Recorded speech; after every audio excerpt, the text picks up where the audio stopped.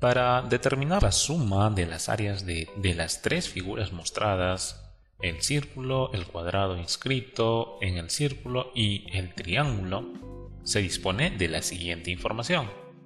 1. El perímetro del cuadrado. 2. El área del triángulo.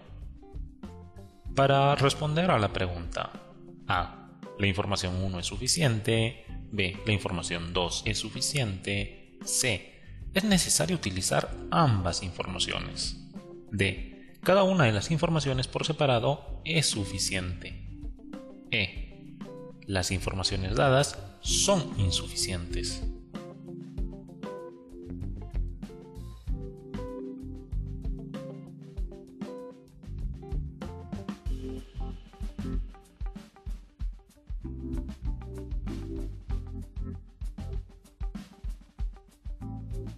En este problema debemos determinar la suma de las áreas de las tres figuras mostradas. Entonces, aquí tenemos un círculo donde está inscrito un cuadrado y dentro del cuadrado tenemos un triángulo.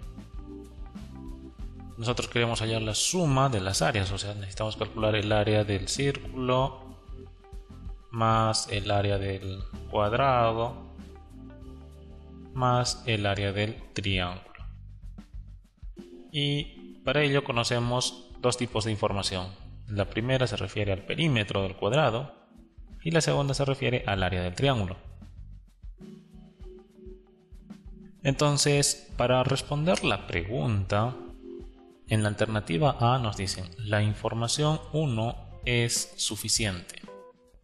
Y la información 1 se refiere al perímetro del cuadrado, o sea, será suficiente tener como dato el perímetro del cuadrado para determinar la suma de las tres áreas. Tenemos que verificar eso. Para conocer el área del círculo, nosotros necesitamos básicamente conocer su radio. Entonces vamos a ver si podemos obtener el radio a partir del perímetro del cuadrado. Si nosotros conocemos el perímetro del cuadrado, va a ser fácil determinar cuánto es el lado del cuadrado, porque simplemente tenemos que dividir entre 4. Ya entonces, conociendo el perímetro del cuadrado, podemos conocer el valor del lado del cuadrado. Ahora, para conocer el radio, tendríamos que hacer lo siguiente. Si unimos estos dos extremos, tendríamos el diámetro del círculo. Y el diámetro sí se puede conocer, ya que la figura que tenemos aquí es un triángulo rectángulo notable. Ya tiene dos lados iguales. Por Pitágoras tendríamos que la hipotenusa de este triángulo sería el lado por raíz de 2. Entonces, si conocemos el diámetro de la circunferencia, podemos conocer el radio, ya que el radio es la mitad del diámetro. Entonces sí podríamos hallar el área del círculo. El área del cuadrado sí lo podemos hallar porque conocemos el lado. ¿Sí? Entonces sí se puede hallar. Y ahora tendremos que ver si es que podemos hallar el área del triángulo. Entonces, para hallar el área del triángulo, nosotros necesitamos saber cuánto mide su base y cuánto mide su altura. Vemos que la base coincide con el lado del cuadrado y vemos que la altura tiene el mismo valor que el lado del cuadrado, ¿no? Entonces, sí podemos conocer el área del triángulo porque conocemos esos dos datos, la base que vale L y la altura que también vale L. Por tanto, conociendo el perímetro al cuadrado sí podemos calcular las tres áreas. Entonces, la alternativa A es correcta. La información 1 es suficiente. En la alternativa B nos dicen la información 2 es suficiente. Y la información 2 se refiere al área del triángulo. O sea, nosotros conocemos el área del triángulo. A ver, entonces nosotros ya sabemos cuál es el área del triángulo. Y lo que nos faltaría determinar sería el área del cuadrado y el área del círculo.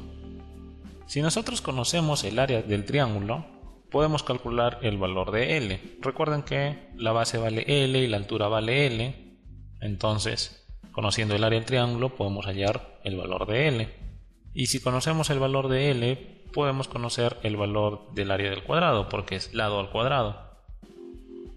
Y semejante al caso anterior, conociendo el valor de L, también podríamos conocer el valor del radio, ya que el radio viene a ser la mitad de la diagonal del cuadrado, ¿no? Y sabíamos que si conocemos L, la diagonal vale L raíz de 2, ¿no? Entonces también podemos conocer el valor del radio. Por tanto, podemos conocer las tres áreas. Entonces la alternativa B también sería correcta. La información 2 es suficiente, ¿sí? Conocer el área del triángulo nos permite saber el área de las otras figuras también. Luego en la opción C nos dicen, ¿es necesario utilizar ambas informaciones? No, no es necesario utilizar ambas informaciones. Cada una por separado es suficiente, así que esto estaría mal. En la alternativa D nos dicen, cada una de las informaciones por separado es suficiente. Eso es correcto, cada una de las informaciones por separado es suficiente. Y en la alternativa E nos dicen, las informaciones dadas son insuficientes. Bueno, eso es falso. Como la alternativa D engloba a la alternativa A y a la alternativa B, ya entonces marcaríamos como respuesta la opción D. Cada una de las informaciones por separado es suficiente.